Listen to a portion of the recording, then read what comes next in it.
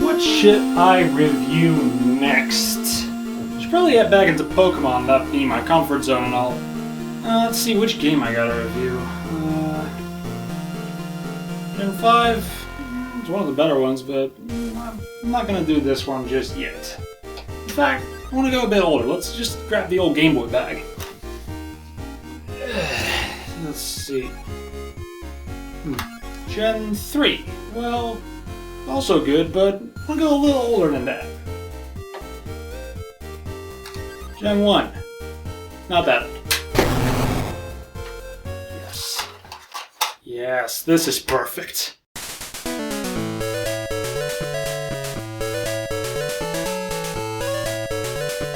Pokémon Gold and Silver for Game Boy Color. The first Pokémon games I ever played. Hell, some of the first games I ever played, period. I have loads of memories with this game. I played it before I could even understand English. It was my brother's game and he let me play it from time to time. Because I wasn't aware of what was going on, I just mashed A and got really confused when the top move ran out of power points. Now that I think about it, my brother used me as a grind slave, didn't he? Oh well, ignorance is bliss I guess, as I did have fun playing it.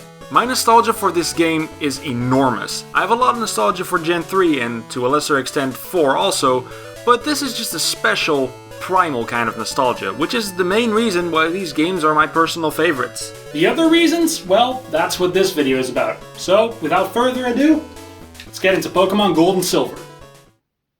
And Crystal. I don't have that one physically though. The game begins with Professor Oak introducing you to the world of Pokemon, but not before setting the time. This was a new mechanic introduced in Gen 2, the day and night cycle. We'll get into that later. You pick your name, shrink down the chibi size, and your adventure begins. But first, I gotta make this realistic to how I played the game in the past. There we go. In this game, you play as a kid from New Bark Town.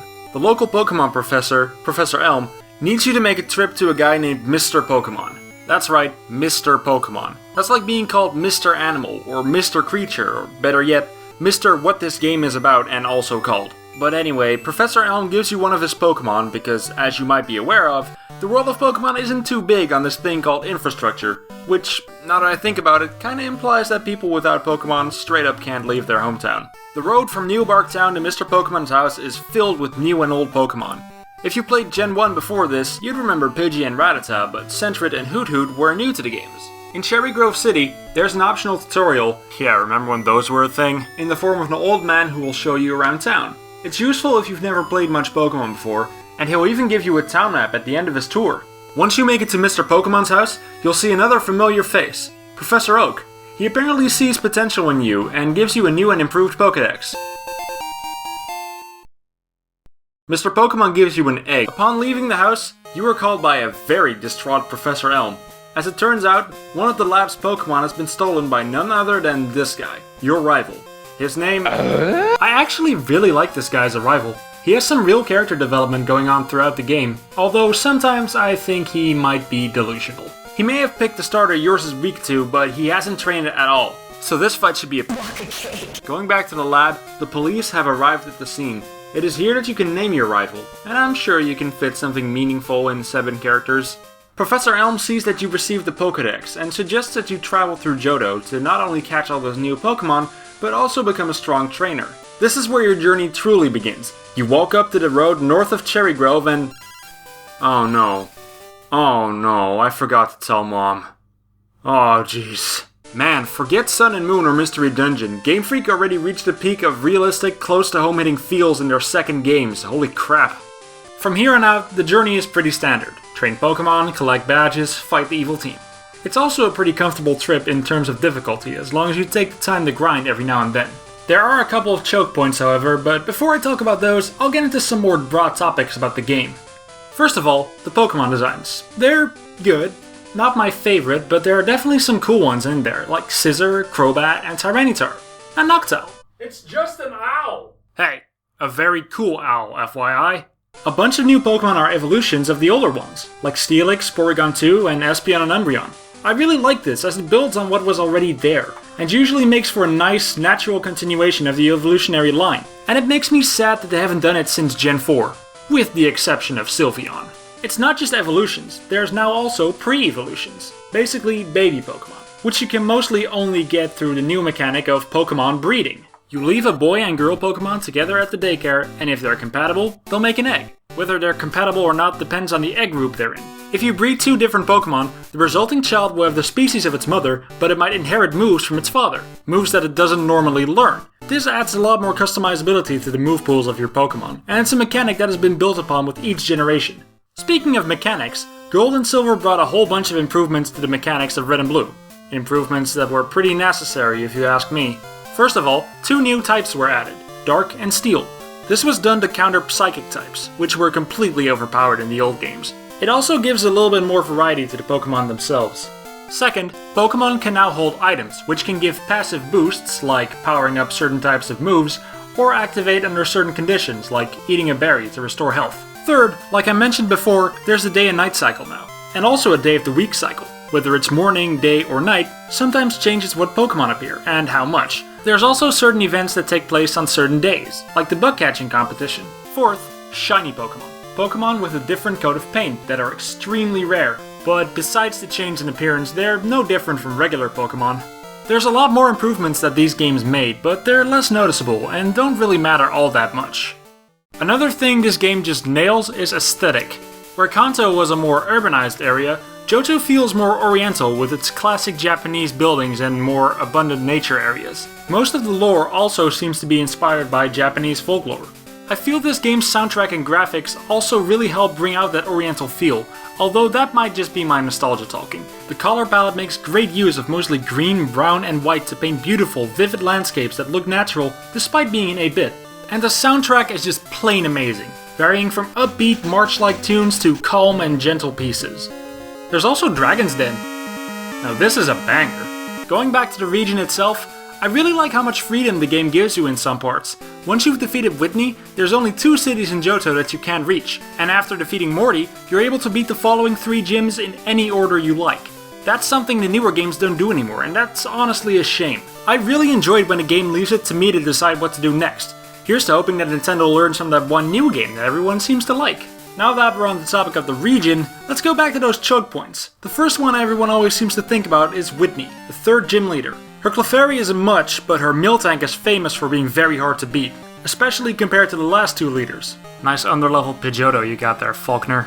But yeah, people are always saying that Whitney is super hard, but hey, guess what? Here's the In the Goldenrod department store, there's a guy who wants to trade a Machop for a Drowsy. Go catch one and trade it to him.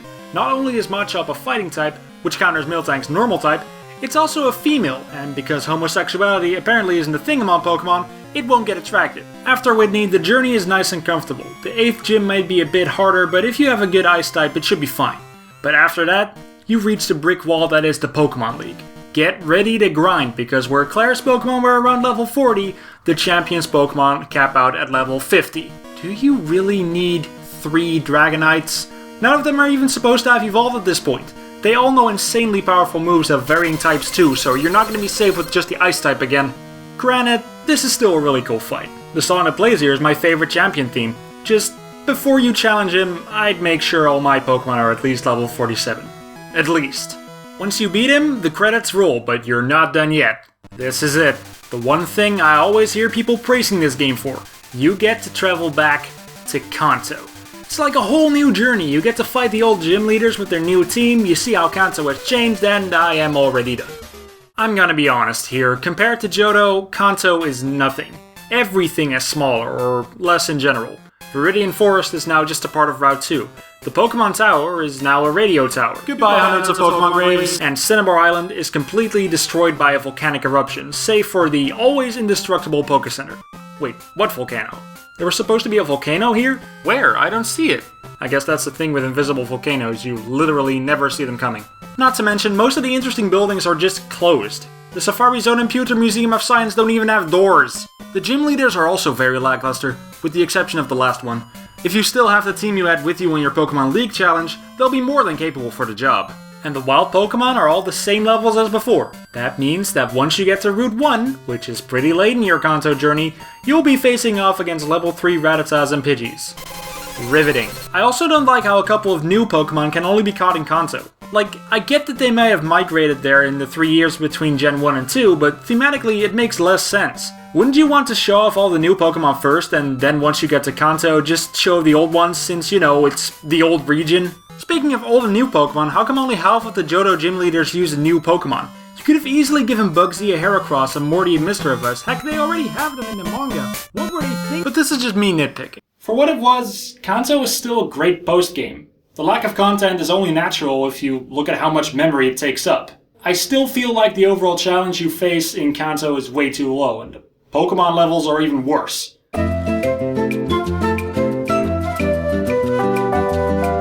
But you know, I can forgive it. Besides, these games are the only ones where you actually go back to a region. They've never done that ever again, I don't know why. But for now, let's get back to Johto. After you've beaten all 8 Kanto gyms, you gain access to Mount Silver, the final area of the game. This is where the highest level Pokemon can be found, around level 47.